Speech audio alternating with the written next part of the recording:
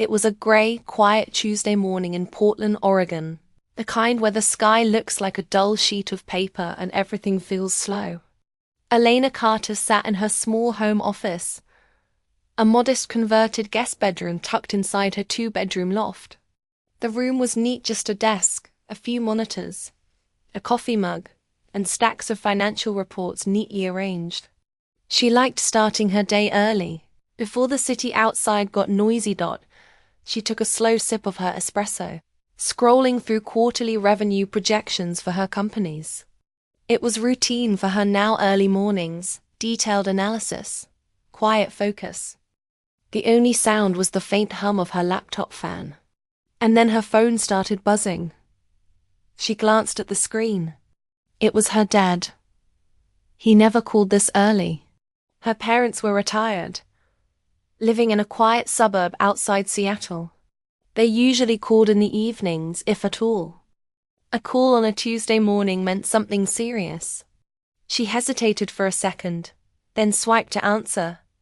"Hey, Dad, what's up?" she said lightly, still glancing at a spreadsheet. "Elena." His voice was tense, almost shaky. "We need to talk. It's about your trust fund." Elena froze mid-scroll. "My what?"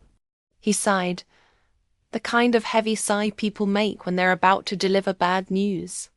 "It's about the money your grandmother Lydia left you. There's been a complication." She frowned. She remembered Lydia's estate perfectly. Her grandmother had been kind, eccentric, and had lived modestly. When she passed away 6 years ago, Elena inherited her collection of antique brooches, old handwritten cookbooks, and family photographs. There had never been any mention of money. "Dad, there was no trust fund," she said, setting her coffee cup down. "Elena," he said slowly, "your grandmother left you $400,000. We've been managing it for you, sending you $3,000 every month." Elena blinked, stunned. Then she laughed out loud. "Dad, that's insane. I've never received anything like that." He didn't laugh. "Check your First Pine bank account." She raised an eyebrow. This was ridiculous.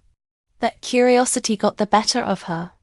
She flipped open her laptop, logged into her online banking, and froze.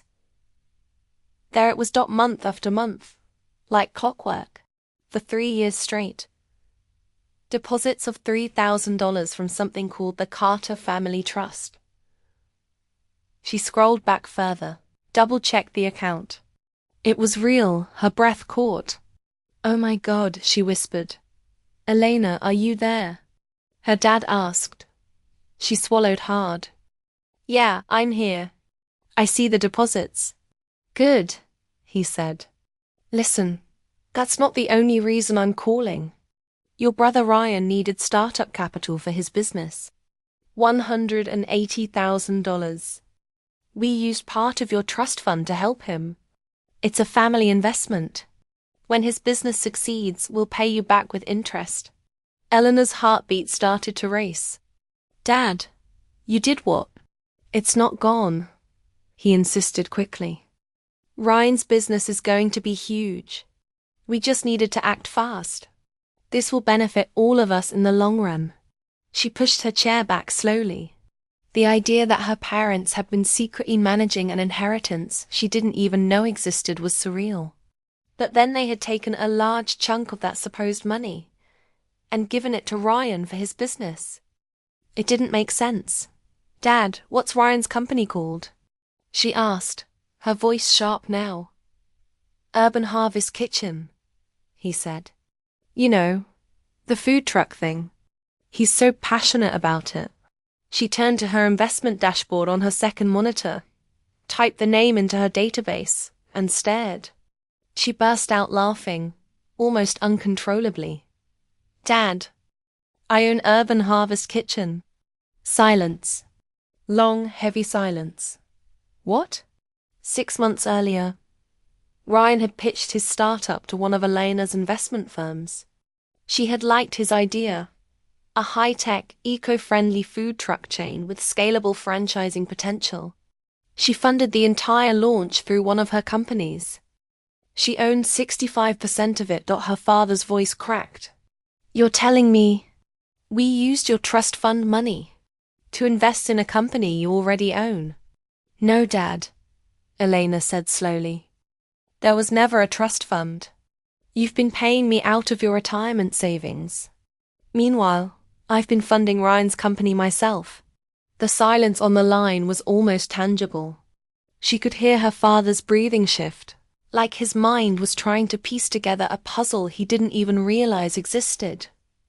For years, her parents had been under a complete illusion.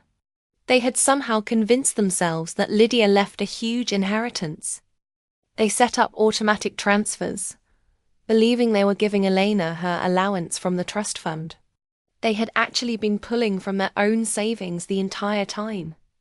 And all this time, Elena had been living a life they didn't truly understand. To them, she was their quiet daughter who played with computers and never quite explained what she did.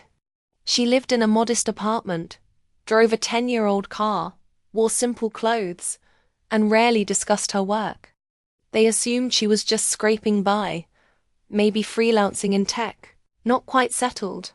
They had no idea that she was the founder and CEO of 4 thriving tech companies.